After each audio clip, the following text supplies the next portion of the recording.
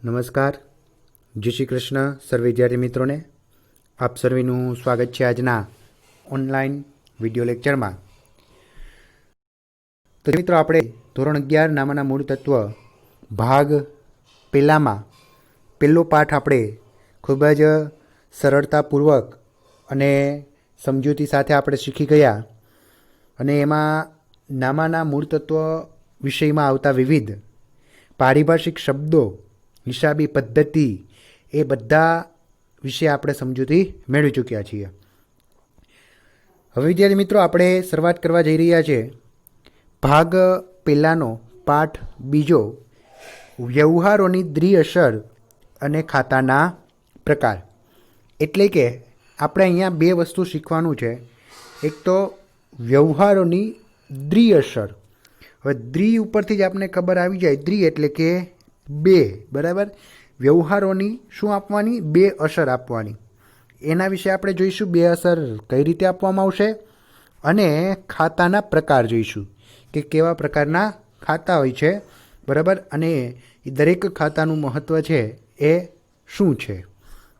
તો વિદ્યાર્થી મિત્રો, શરૂઆત કરીએ આજના વિડીયો લેક્ચરની. તો સૌથી પહેલાં આપણે એમાં શું શું આ પાઠમાં ભણવાનું થશે એ છે, તો કે સૌથી પહેલાં આપણે ધંધાકીય વ્યવહારનો અર્થ સમજશું, વર્ગીકરણ વ્યવહારોનું જોઈશું, રોકડ કે ઉધાર વ્યવહારની ઓળખ સમજશું, વાઉચર એટલે શું. હવે વિદ્યાર્થી મિત્રો, વાઉચર જો તમને ખ્યાલ ન હોય તો ટૂંકું ને ટચ, વાઉચર એટલે કે બિલ. આપણે પારિભાષિક શબ્દ સમજાવ્યા હતા ત્યારે પણ મેં કીધું હતું.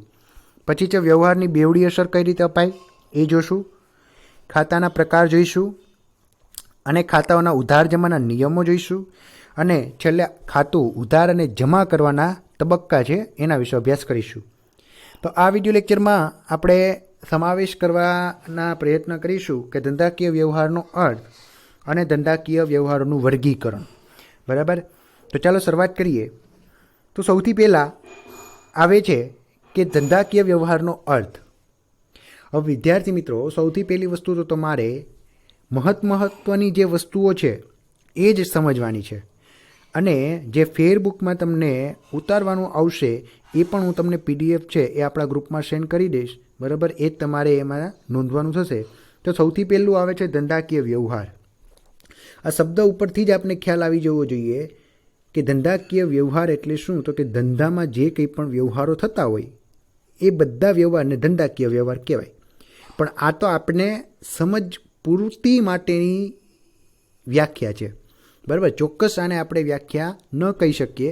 અને ધંધાકીય વ્યવહારની આપણે પાઠ પહેલાંમાં એનો પારિભાષિક શબ્દ પણ સમજી ગયા, બરાબર. તેમાં જોઈએ સૌથી પહેલાં કે હિસાબો તૈયાર કરવાનું પ્રથમ પગથિયું વ્યવહારનું અસ્તિત્વ ઊભું થવું અને તેની ઓળખ કરવી, બરાબર.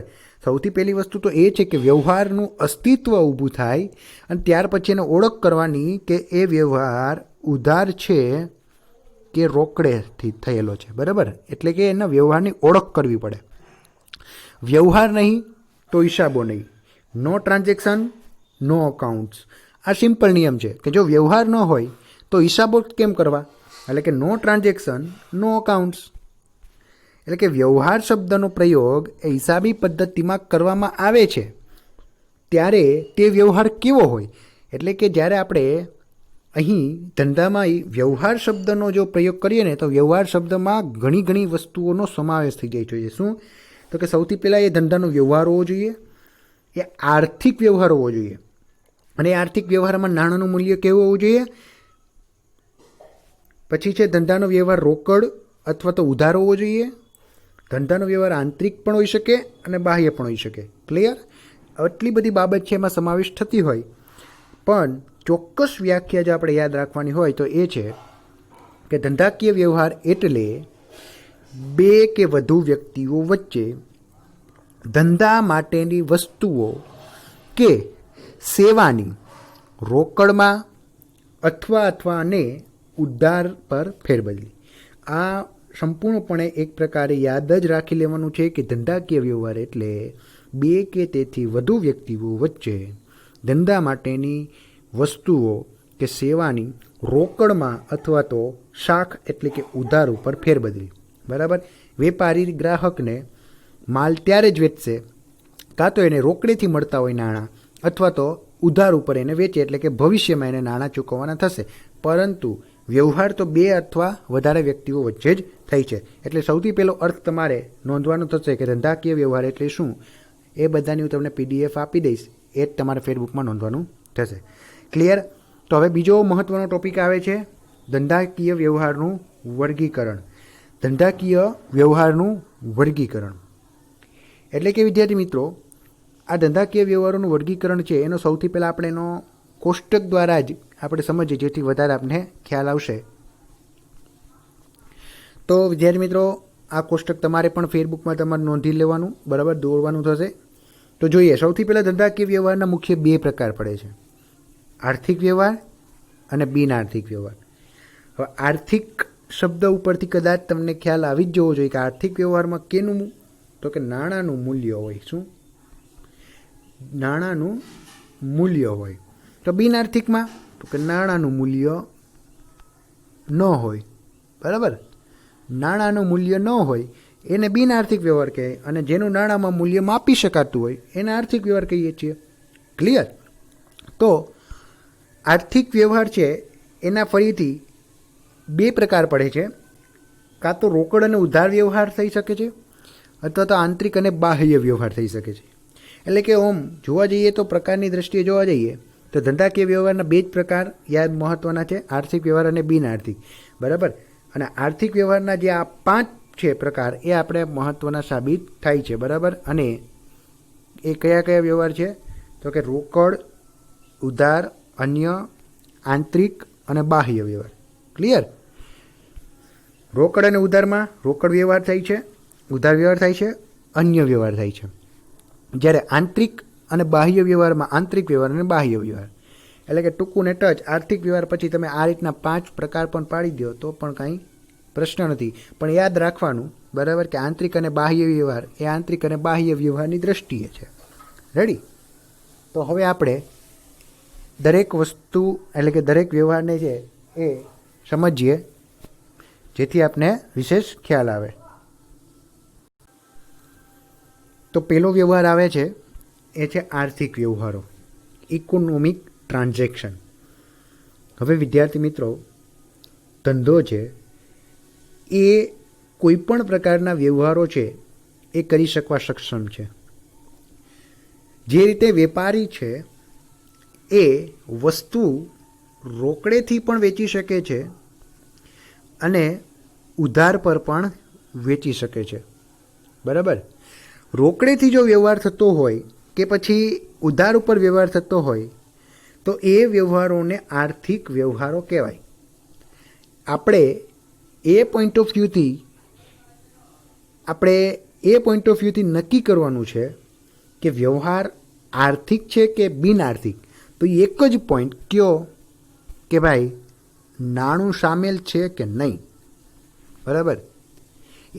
નાણું સામેલ છે કે નહીં, એ પછી અત્યારે વર્તમાનમાં હોય કે પછી ભવિષ્યમાં હોય કે પછી ભૂતકાળમાં હતું. બરાબર?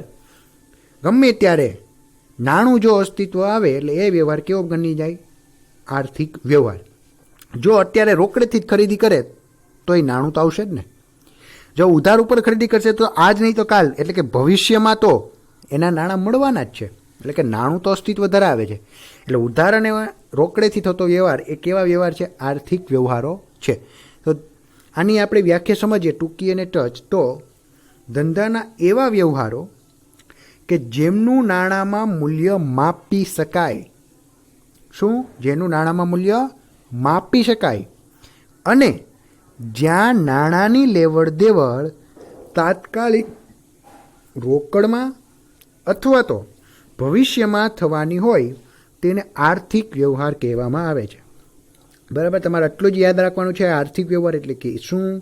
તો કે ધંધાના એવા વ્યવહારો કે જેમનું નાણાંમાં મૂલ્ય માપી શકાય અને નાણાંની લેવડ દેવડ તાત્કાલિક રોકડમાં અથવા ભવિષ્યમાં થવાની હોય તેને આર્થિક વ્યવહાર કહેવામાં આવે છે. ક્લિયર વિદ્યાર્થી મિત્રો? હવે આર્થિક વ્યવહારોના મોટાભાગની બે બાબતો છે એ ઉદ્ભવે છે. કઈ કઈ બાબતો? તો સૌથી પહેલી વસ્તુ કે જો વ્યવહાર રોકડેથી થાય તો શું? તો કે સિમ્પલ છે, તો નાણાં છે એ આપને વર્તમાનમાં જ મળી જશે. બરાબર. હવે ધારી લ્યો કે જો વ્યવહાર રોકડેથી નથી થયો તો ઉધાર ઉપર થયો. તો ઉધાર ઉપરથી થાય તો વિદ્યાર્થી મિત્રો આપણે બે પારિભાષિક શબ્દો છે એ જોઈ ગયા ભાગ 7માં. બરાબર છે કે દેવાદાર અને લેણદાર. બરાબર. આ બંનેનો સંબંધ છે એ ઉદ્ભવે ક્યારે? જો ઉધારથી વ્યવહાર થાય ને તો. હવે દેવાદાર એટલે કોણ અને લેણદાર એટલે કોણ, તો એની વિશેષ માહિતી આપણે છે એ પારિભાષિક શબ્દોમાં સમજી જ ગયા છે. અહીંયા આપણે ખાલી ટૂંકું કહીએ તો દેવાદાર બરાબર અને લેણદાર એ બંને એક પ્રકારના વેપારી અને ગ્રાહક જ છે. બરાબર. ક્લિયર? એટલે ખાસ યાદ રાખજો વિદ્યાર્થી મિત્રો, પારિભાષિક શબ્દો છે એ તમારો પાયો છે. એને ગમે તેમ કરો એને મજબૂત તો કરવો જ પડશે, એટલે કે તમારે એને પાકા તો કરવા જ પડશે. રેડી? એવું ન સમજાતું હોય તો એને વારંવાર વિડીયાને રિપીટ મોડમાં જુઓ. બરાબર, જેથી તમને વધારે ખ્યાલ છે એ સ્પષ્ટ થાય. તો જુઓ, મેં જેમ કીધું હતું એમ કે માલ મિલકત કે સેવા સામે રોકડની લેવડ દેવડ થાય, અથવા તો જો શાખ પર વ્યવહાર થાય તો શેનો સંબંધ ઉદ્ભવે છે? દેવાદાર લેણદારનો સંબંધ ઉદ્ભવે છે. ક્લિયર વિદ્યાર્થી મિત્રો? તો આર્થિક વ્યવહારમાં આટલું જ જાણવાનું હતું. એક તો એનો અર્થ, બરાબર, અને બીજું છે આ બે વસ્તુ. હવે આગળ વધીએ એમાં. એ પહેલાં એનું એક ઉદાહરણ જોઈ લઈએ જેથી વધારે ખ્યાલ આવે કે શું કહેવા માગે છે. કે ભાઈ દાખલા તરીકે રાધેશ્યામ છે એ ફર્નિચર બનાવવાનો ધંધો કરે છે. ₹30,000ના લાકડાની ખરીદી કરવામાં આવી. તો આ વ્યવહાર રાધેશ્યામના ધંધાનો વ્યવહાર કહેવાય. ક્લિયર છે? હવે એક્ઝામ્પલ સ્વરૂપે કે ભાઈ રાધેશ્યામ ફર્નિચર બનાવવાનો ધંધો કરે છે, પણ એ કોઈ સ્કૂટર ખરીદે, ચાલો જેને આપણે કહીએ ચાલો બાઇક. બરાબર, એક બાઇક ખરીદે. તો આ વ્યવહાર કેવો કહેવાશે? આ વ્યવહાર ધંધાનો ગણાય નહીં. સ્કૂટર છે એ કોના માટે લીધું હોય? તો કે ભાઈ રાધેશ્યામ. બરાબર, એ રાધેશ્યામ તો ભાઈ અલગ વ્યક્તિ છે, ભલે માલિક કહેવાય ધંધાનો, પણ ધંધાકીય વ્યવહાર ગણાશે નહીં. બરાબર, એનો વ્યવસાય છે ફર્નિચર બનાવવાનો, તો એ ફર્નિચરની ખરીદી કરે અને પછી એને વેચે તો એનો ધંધાકીય વ્યવહાર કહેવાય. પણ અન્ય કોઈ વસ્તુ ખરીદે ને વેચે તો એ ધંધાકીય વ્યવહાર ગણાય નહીં. ક્લિયર? તો ચાલો હવે આપણે જે આર્થિક વ્યવહારો છે એ આર્થિક વ્યવહારોમાં આગળના જે આવે છે એના વિશેની આપણે ચર્ચા કરીએ. તો એમાં પહેલું આવે છે રોકડ અથવા તો ઉધાર વ્યવહારની દ્રષ્ટિએ. બરાબર, તો રોકડ અથવા ઉધાર વ્યવહારની દ્રષ્ટિએમાં આપણે જોયું હતું કે એમ બે પ્રકાર પડતા હતા, ત્રણ પ્રકાર પડતા હતા. એ ત્રણ પ્રકારને આપણે જોઈએ. તો સૌથી પહેલો આવે છે રોકડ વ્યવહાર. નામ પરથી જ ખ્યાલ આવી જાય કે એમાં શું થતું હોય છે? રોકડેથી જ વ્યવહાર થતો હોય. તો એમાં શું કહેવા માગે છે કે આ પ્રકારના વ્યવહારોમાં માલ મિલકત કે સેવાના બદલામાં નાણાં ચૂકવવામાં આવે છે અથવા નાણાં મળે છે. શું થાય છે? નાણાં ચૂકવવામાં આવે છે અથવા તો નાણાં મળે છે.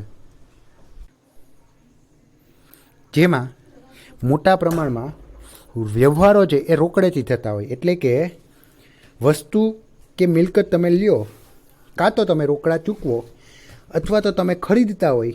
બરાબર, તો તમે રોકડા ચૂકવશો, કાં તો તમે વેચતા હોય તો રોકડા મેળવશો. રેડી? હવે એમાં જુઓ, મેં તમને કીધું એમ મિલકત સાથેના રોકડ વ્યવહાર એટલે શું? તો કે જો નાણાં ચૂકવીને તમે શું કરો? મિલકત ખરીદો, અથવા તો મિલકત વેચીને તમે નાણાં મેળવો. તો એ કેવો વ્યવહાર થયો? રોકડેથી વ્યવહાર થયો.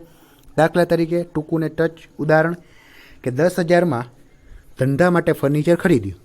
ક્લિયર? તો અહીંયા શું થયું? આપણે ફર્નિચર ખરીદ્યું તો રોકડા તો ચૂકવા જઈશે ને, અને ફર્નિચર શું કહેવાય? મિલકત કહેવાય.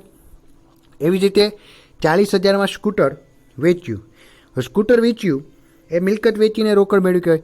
વિદ્યાર્થી મિત્રો, મેં ઉપરનું જે ઉદાહરણ આપ્યું હતું એ સ્કૂટર રાધેશ્યામના વ્યક્તિગત માટે હતું, પણ આ જે સ્કૂટરની અહીંયા વાત કરવામાં આવે છે એ કેનું હશે? ધંધાનું હશે. એટલા માટે એને આપણે અહીંયા ધંધાકીય વ્યવહાર ગણીશું. પછી બીજો પ્રકાર છે કે માલ સાથેના વ્યવહાર. જેને આપણે વસ્તુ સાથેના વ્યવહાર પણ તરીકે ઓળખે છે. એટલે શું, તમે કોઈ વસ્તુ લ્યો તો તમારે નાણાં ચૂકવવા પડશે, અને જો વસ્તુ તમે વેચતા હોય તો તમને નાણાં મળશે. સિમ્પલ છે, બરાબર. 15,000નો માલ રોકડેથી ખરીદ્યો તો ખરીદશો તો તમારે રોકડા ચૂકવવા પડશે, અથવા તો 18,000નો માલ રોકડેથી વેચ્યો તો તમારે રોકડા મળશે. એવી જ રીતે સેવા અંગેના વ્યવહાર. સેવા એટલે શું, તો કે ભાઈ તમે ડૉક્ટર પાસે જાઓ, બરાબર, વકીલ પાસે જાઓ, પછી છે કોઈ હોટલમાં જાઓ, બરાબર. તો આ બધા જે વ્યક્તિઓ છે એમાં તમને કોઈ પણ પ્રકારની સેવા આપી કહેવાય. શું કહેવાય? એને સેવા કહેવાય. આ જે સેવા છે એ કેવી છે? પેઇડ સર્વિસ હોય છે, બરાબર. એટલે આપણે જોઈ જ ગયા છીએ, સેવા એટલે એક પ્રકારની વ્યવસાયિક સર્વિસ જેને કહેવાય છે, બરાબર. પ્રોફેશન સર્વિસ જેને કહીએ છીએ એ બધી સેવાઓ કહેવાય. અહીંથી તમને કોઈ વસ્તુ નથી મળતી પણ તમને સેવા પ્રાપ્ત થાય છે. ડૉક્ટર પાસે જાઓ છો, તમારી કોઈ પણ પ્રકારની બીમારી છે તો એનો ઈલાજ આવશે. વકીલ પાસે જશો તો તમારું કોઈ પણ સમસ્યા હશે કાયદાકીય દ્રષ્ટિએ, એની સમસ્યાનું નિરાકરણ આવશે. હોટલમાં જશો તો ત્યાં તમને તમારી જે રહેવા અથવા તો જમવાની અથવા તો કોઈ પણ અન્ય સુવિધાઓ જે મળતી હશે એ તમને મળશે, બરાબર. તો ત્યાંથી તમે કોઈ વસ્તુ લાવતા નથી, બરાબર છે, પરંતુ તમે સેવા મેળવો છો, અને એ સેવા છે કેવી હોય છે? પેઇડ હોય છે. તો નાણાંના બદલામાં સેવા લેવામાં આવે છે. એટલે કે તમે હોટલમાં જાઓ છો તો 2 દિવસ ત્યાં રોકાવ છો તો એના માટે હોટલવાળાને આપણે શું આપવું પડશે? નાણાં લેવામાં આવશે, એટલે કે આપણે નાણાં ચૂકવવાના થશે. અથવા તો ધારી લો કે એ હોટલના માલિક ખુદ તમે હોય, બરાબર. તો તમારે ત્યાં જે ગ્રાહક આવશે એના 2 દિવસ ત્યાં રોકાણા તો એને તમને નાણાં આવશે, તો તમારા માટે આવક થઈ એટલે તમને નાણાં મળશે. એટલે પરિસ્થિતિ ગમે તેવી હોય, આપણે આપણી પરિસ્થિતિ હંમેશા એ ધ્યાનમાં રાખવી કે આપને નાણાં મળે છે કે આવે છે, બરાબર. એ રીતના. અને ચોથું છે કે દેવા અને લેણા સાથેનો વ્યવહારો. હવે વિદ્યાર્થી મિત્રો, આ જે બધી વસ્તુ છે હું ટૂંકી લઉં છું. શું કામે? કારણ કે એનું બહુ એટલું બધું ઇમ્પોર્ટન્સ નથી, મહત્ત્વ નથી. માત્ર જરૂરી વસ્તુઓ હશે એ તમને હું ફેસબુકમાં PDF આપીશ, એ તમારે લખી લેવાની થશે જેથી તમને સમજાઈ જશે. દેવા લેણા સાથેના વ્યવહારો. હવે વિદ્યાર્થી મિત્રો, પ્રશ્ન થવો જ જોઈએ શું કે ભાઈ દેવા લેણા સાથેના સંબંધો. હવે દેવા લેણા એટલે શું? તો કે દેવાદાર લેણદારના જ સંબંધો થયા ને ટૂંકમાં. તો એ તો હંમેશા વિદ્યાર્થી મિત્રો ક્યારે ઉદ્ભવે? ઉધાર વ્યવહાર હોય તો. અને આપણે સમજીએ કયા વ્યવહાર? રોકડેથી, બરાબર. સાચા જ છીએ આપણે, પણ શું સમજવાનું છે જુઓ કે ભાઈ દેવા લેણા સાથેના વ્યવહાર એટલે શું? એટલે કે જે ભૂતકાળમાં કોઈ પણ વસ્તુ બનેલી હોય ને, જે તે સમયે દેવા લેણા, એના અત્યારે જો નાણાં પ્રાપ્ત થાય, બરાબર, એના નાણાં પ્રાપ્ત થાય ને તો આપણે નોંધવા પડશે કે નહીં? રેડી. ભૂતકાળમાં કોઈ દેવાદાર હતો એ આપણે આપે છે નાણાં, બરાબર. અથવા તો કોઈ ભૂતકાળમાં કોઈ લેણદાર હતો એને આપણે ચૂકવીએ છીએ. રેડી. એટલે અહીંયા યાદ રાખવા જેવું કંઈ છે નહીં, માત્ર આ 4 વસ્તુ: દેવા લેણા સાથેના વ્યવહારો, સેવા અંગેના, માલ અંગેના અને મિલકત અંગેના. રેડી વિદ્યાર્થી મિત્રો? તો હવે જ મહત્ત્વનો વસ્તુ આવે છે એ છે ઉધાર વ્યવહાર, શાખ પરના વ્યવહારો. અત્યાર સુધી જે આપણે સમજ્યા એ બધા રોકડેથી થતા વ્યવહારો છે. હવે ઉધાર ઉપરના વ્યવહારો, અહીંયા યાદ રાખવાની બાબત શું છે કે આ વ્યવહારો છે ને એ એક મહત્ત્વનો સંબંધ ઉદ્ભવડાવે છે, અને એ સંબંધ છે દેવાદાર લેણદારનો, બરાબર. તો સૌથી પહેલાં એને વ્યવસ્થિત સમજીએ કે આ પ્રકારના વ્યવહારોમાં માલ મિલકત કે સેવાના થયેલા ખરીદ વેચાણના વ્યવહારોમાં તરત જ રકમ ચૂકવવામાં આવતી નથી. એટલે કે ટૂંકું ને ટચ એવા વ્યવહારો કે જેના નાણાં છે એ ભવિષ્યમાં ચૂકવવાના હોય. શું? ભવિષ્યમાં ચૂકવવાના હોય. એટલે કે ટૂંકમાં શું કર્યું? ઉધાર ઉપર આપણે ખરીદ્યું હોય અથવા તો ઉધાર ઉપર વેચ્યું હોય, બરાબર. કોઈ વેપારી છે અને કોઈ ગ્રાહક છે, બરાબર. અને ધાર્યો કે 1/8 વસ્તુ ખરીદી, બરાબર. 1/8 વસ્તુ ખરીદી ગ્રાહકે અને 1/8 વેપારીએ વેચી હશે. અને ભાઈ ગ્રાહક શું કહે છે કે ભાઈ હું તમને નાણાં આપીશ ક્યારે? બરાબર. હું તમને નાણાં આપીશ ક્યારે? તો કે ભાઈ હું તમને 10/8 નાણાં આપી દઈશ. ક્લિયર? તો વસ્તુ તો વેચી આપણે 1/8, એટલે આપણા ચોપડે નોંધ તો કરવી જ પડશે. નોંધ કરશું આપણે ઉધાર વ્યવહારથી જ. રેડી. જ્યારે નાણાં મળે ત્યારે આપણે એને જમા કરી દઈશું. ક્લિયર? તો ક્યારે ઉધાર કરવો ને ક્યારે જમા કરવું ને એ જ બાબત આપણે આ ચેપ્ટરમાં શીખવાનું છે. રેડી? તો શું કહે છે કે ભાઈ તેના હિસાબોની પતાવટ એ ભવિષ્યમાં જ થાય છે અને આ વ્યવહારોમાંથી દેવાદાર અને લેણદારનો સંબંધ ઉદ્ભવે છે. રેડી? તો ચાલો એનું એક ઉદાહરણ જોઈ લઈએ કે દાખલા તરીકે કલ્પનાને 4000નો માલ ઉધાર ઉપર વેચ્યો. જો એક શબ્દ આપ્યો ઉધાર, એટલે તમને ઓળખી જ શકો છો આ વ્યવહાર કેવો છે, તો કે ઉધાર ઉપર. પછી છે તો શું થયું, તો કે કલ્પના ધંધાની શું બની? દેવાદાર બની. મતલબ કે આપણે એની પાસેથી 4000 રૂપિયા લેવાના થયા અને ધંધો જો કલ્પના માટે લેણદાર બને છે. રેડી? એટલે આપણે એના શું બનીશું? લેણદાર, અને એ આપણી શું બનશે? દેવાદાર. શું કામે? કારણ કે આપણે એની પાસેથી નાણાં મેળવવાના છે, એટલા માટે એ આપણા દેવાદાર બન્યા અને એના માટે આપણે શું બનીશું? લેણદાર. રેડી? અને ત્રીજું છે અન્ય વ્યવહાર. બરાબર? અધર ટ્રાન્ઝેક્શન. અધર ટ્રાન્ઝેક્શન એટલે શું? તો કે જે ઉધારને રોકડેથી ન થયો હોય એવા વ્યવહાર. એવા કેવા? તો જુઓ, તો કે આ પ્રકારના વ્યવહારો ઉપર દર્શાવેલ 2 પ્રકારોમાંથી એક પણ ન હોય. મતલબ કે રોકડ કે ઉધાર નથી હોતા. અને આ વ્યવહાર કેવો હોય છે? વિશિષ્ટ હોય છે. દાખલા તરીકે અકસ્માતમાં માલ નાશ પામવો. હવે આપણો માલ આવતો હોય, રોડ એક્સિડન્ટ થાય અને એ માલ છે એ વેરાઈ જાય છે. હવે એને ફરીથી રિકલેક્ટ કરી શકવા જેવો નથી, તો શું થાય છે? નુકસાન થાય. ચોરી થવી. બરાબર? ગોડાઉનમાં માલ રાખ્યો હોય અને ધારી લ્યો કે એક દી હાથ ફેરો કરી ગયા કોઈ. બરાબર? પછી છે દાનમાં આપવો. તમે પોતાની સ્વેચ્છાએ કોઈ દાનમાં આપો માલ, તો પછી જાહેરાતમાં માલ આપવામાં આવે. બરાબર? મિલકતનું નુકસાન થાય, મિલકત બિનઉપયોગી બને. બરાબર? એટલે આ બધા પ્રકારના વ્યવહારો છે એ ક્યાંક ને ક્યાંક એમાં નાણાંનું મૂલ્ય તો છે જ. બરાબર? હવે તમને કોઈ એમ પૂછે કે ભાઈ અકસ્માતમાં કેટલો માલ નાશ પામ્યો, તો તમે વેપારી તરીકે તમે એમ તો નહીં કહી શકો કે મને તો ખબર નથી. બરાબર? ત્યાં તમે કોઈ એક ચોક્કસ તો આંકડો આપતા હશો ને કે ભાઈ 10 લાખ રૂપિયાનો માલ છે એ આવતો હતો. ત્યાં શબ્દ આવી ગયો ને 10 લાખ રૂપિયા. ધેટ્સ મીન્સ નાણુંનો સમાવેશ, એટલે એ વ્યવહાર આર્થિક. માલ ચોરાઈ ગયો, કેટલાનો? તો કે ભાઈ 5000 રૂપિયાનો માલ ચોરાણો. આવ્યો શબ્દ, નાણું ક્યાંક તો આવ્યું. બરાબર? દાનમાં માલ આપ્યો, કેટલો? તો કે ભાઈ 10,000નો માલ દાનમાં આપ્યો. બરાબર? તો આ રીતના ક્યાંક ને ક્યાંક નાણું છે એ સમાવેશ હોવાથી એટલે આ વ્યવહારને કેવા કહેવાય છે? આર્થિક વ્યવહારોમાં સમાવેશ કરવામાં આવે છે. અને હવે આવે છે આંતરિક વ્યવહાર. બરાબર? આંતરિક શબ્દ મતલબ કે ધંધાની અંદર જ વ્યવહાર જે થતા હોય એવા વ્યવહારોને આંતરિક વ્યવહાર કહેવાય. જુઓ એમાં, તો કે ધંધાના અમુક વ્યવહારોમાં અન્ય પક્ષકારની જરૂર રહેતી નથી. મતલબ કે એ ધંધામાં જ થતા હોય છે. ધંધામાં વ્યવહાર થાય. હું ધંધો કરતો હોય અને હું મારી સાથે વ્યવહાર કરી શકું. બરાબર? એવું પણ ક્યારેક હોઈ શકે છે. તો કેવી પ્રકારની જુઓ તો એમાં, તો કે દાખલા તરીકે મિલકત પર ઘસારો કરો. આપણે ઘસારો શબ્દ સમજી ગયા કે મિલકત ઉપર ક્રમશઃ જે કંઈ પણ ઘટાડો આવે એને આપણે શું કહીએ છીએ? ઘસારો કહીએ છીએ. તો એ ઘસારો પછી છે મિલકત અપ્રચલિત થવી.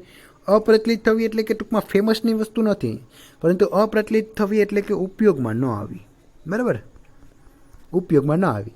હવે ધાર્યો કે કોઈ કારખાનું છે એની સ્થાપના 1820માં થઈ હોય અને અત્યારે 2020 ચાલે, અને જે 1820થી લઈને 2020ના 200 વર્ષમાં કોઈ પણ પ્રકારનું એમાં કાંઈ સમારકામ ખર્ચ કર્યો નથી. તો હવે એના ઉપર વિશ્વાસ કરી શકાય કે ભાઈ આપણે અહીંયા કારખાનું ચાલુ રખાય? બરાબર? 200 વર્ષ જૂની ઇમારત છે તો એ અપ્રચલિત હોય, મતલબ કે ઉપયોગી ન હોઈ શકે. એટલે એનાથી પણ ક્યાંક ને ક્યાંક આપણે નુકસાની તો ગઈ જ છે. એટલે એ નુકસાની કોઈ અન્યને લીધે તો નથી થઈ, એટલે આપણી અંદર જ થઈ ધંધાની. પછી જે કુદરતી આપત્તિથી નુકસાન થવું. ધારી લ્યો કે ભાઈ ગોડાઉનમાં માલ રાખ્યો હતો, ન કરે નારાય અને શોર્ટ સર્કિટ થઈ અને એના આગમાં નાશ પામી ગયો. બરાબર? એ તો માનવ પ્રચલિત તો નથી કરી, કોઈ શોર્ટ સર્કિટ તો ધરારથી નથી કરી. અથવા તો પૂરની પરિસ્થિતિ હતી અને પાણી છે એ ગોડાઉનમાં ઘૂસી ગયું, જેનાથી માલ બગડી ગયો. પૂર આવું કોઈ વ્યક્તિગત તો વસ્તુ નથી. બરાબર? એટલે આવી પરિસ્થિતિઓમાં ઘણી વખત ધંધાને નુકસાન સહન કરવું પડતું હોય છે. તો આવા વ્યવહારો જે થતા હોય એને આપણે કેવા કહીએ છીએ? આંતરિક વ્યવહારો. અને હવે આવે છે બાહ્ય વ્યવહાર. આ જ મહત્ત્વના હોય છે અને આને લીધે જ ધંધાને ક્યાંક ને ક્યાંક ઇન્કમ થાય છે, બરાબર, આવક મળે છે. શું કહે છે તો કે આ વ્યવહારો ધંધા અને અન્ય પક્ષકાર વચ્ચેના વ્યવહારો છે, ધંધા અને અન્ય પક્ષકાર વચ્ચેના, બરાબર. અને આ વ્યવહારો છે એ કેવા હોય છે? બધા આર્થિક વ્યવહારો જ હોય છે. દાખલા તરીકે ગ્રાહકોને માલનું વેચાણ કરવું. બાલાજીવાળા વેફરના પડીકા બનાવે છે, શું કરવા? ઘરે ખાવા માટે નહીં, વસ્તુને વેચવા માટે, ગ્રાહકોને વેચવા માટે. પછી જે કામદારોને મજૂરીની ચૂકવણી કરવી, બેંકમાંથી વ્યાજ મળવું, આપણે વીમા પ્રીમિયમની કોઈ રકમ ચૂકવી હોય, આપણે કોઈ યંત્રની ખરીદી કરીએ, બેંકમાં રોકડા ભર્યા હોય, તો અહીંયા બે પક્ષકાર હોય છે, ખુદ પોતે ધંધો, બરાબર, અને XYZ ગમે તે, બરાબર, ગમે એ હોઈ શકે. ધંધો અને બેંક પણ હોઈ શકે, જેમ કે બેંકમાંથી વ્યાજ મળ્યું, બરાબર. ધંધો અથવા તો વીમા પ્રીમિયમ કંપની હોય છે, વીમા પ્રીમિયમની કંપની છે, બરાબર, યંત્રની ખરીદી કરી હોય, બરાબર છે. તો કોઈ પણ પ્રકારના વ્યવહાર છે એ મોટા પ્રમાણના બાહ્ય વ્યવહારો જ અસ્તિત્વમાં આવતા હોય છે. ક્લિયર વિદ્યાર્થી મિત્રો? તો આપણે ઓમ જોવા જોઈએ તો 5 પ્રકારના વ્યવહાર જોઈએ: આંતરિક, બાહ્ય, અન્ય, ઉધાર અને રોકડ. ક્લિયર? હવે આપણે મહત્ત્વનો ને નાનકડો એવો શબ્દ આવે છે બિન આર્થિક વ્યવહાર. એનું ખાલી એટલું જ યાદ રાખવાનું છે વિદ્યાર્થી મિત્રો, બિન આર્થિક વ્યવહારો એટલે એવા વ્યવહારો જેમનું નાણાંમાં મૂલ્ય માપી શકાતું નથી. બસ ટૂંકું ને ટચ. શા માટે એટલું મહત્ત્વ નથી ધરાવતા? કારણ કે આનો કોઈ પણ પ્રકારે ધંધામાં નોંધ થતી નથી, બરાબર. જો અહીં શું કીધું છે કે ધંધાના હિસાબી ચોપડામાં ધંધાના ફક્ત આર્થિક વ્યવહારો જ નોંધવામાં આવે છે. બિન આર્થિક વ્યવહારો ચોપડે નોંધવામાં આવતા નથી. ક્લિયર? એટલે હિસાબોની દ્રષ્ટિએ કોઈ પણ પ્રકારનું મહત્ત્વ નથી. રેડી વિદ્યાર્થી મિત્રો? તો બિન આર્થિક વ્યવહાર એટલે કેવા? તો કે 1 મહિના પછી માલ મોકલવાનો ઓર્ડર મળ્યો છે, વસ્તુની લેતી દેતી થઈ નથી થઈ, નાણાંની લેતી દેતી થઈ નથી થઈ. 1 મહિના પછી મોકલવાનો છે ને, ત્યારે જે આપણે વસ્તુની લેતી દેતી થશે ત્યારે એ વ્યવહાર કેવો ગણાશે? આર્થિક વ્યવહાર. રેડી? પછી જે ધંધાના વિસ્તરણ માટે સલાહકારો સાથે મીટિંગનું આયોજન થયું, એમાં કોઈ પણ પ્રકારનો આર્થિક વ્યવહાર થયો ન થયો, તેને કેવો કહેવાય? બિન આર્થિક વ્યવહાર કહેવાય છે. રેડી વિદ્યાર્થી મિત્રો? તો આપણે વ્યવહારોની વર્ગીકરણ અને ધંધાકીય વ્યવહાર વિશેની માહિતી મેળવી ગયા. વારંવાર રિપીટ મોડમાં વિડીયો જોવો જેથી વધારે તમને સ્પષ્ટ રીતના સમજાઈ શકે. તો મળીએ નેક્સ્ટ વિડીયો લેક્ચરમાં. આપણે પાઠ 2ને આગળ ભણાવીશું, આગળ વધારીશું અને કંઈક નવીન બાબતો છે એ આપણે શીખીશું. અને જે પણ ફેરબુકમાં લખવા માટેનું છે એનું તમને PDF છે એ મળી જશે. એમાંથી તમારે ફેરબુકમાં પોતાની ઉતારી લેવાની રહેશે. અસ્તુ.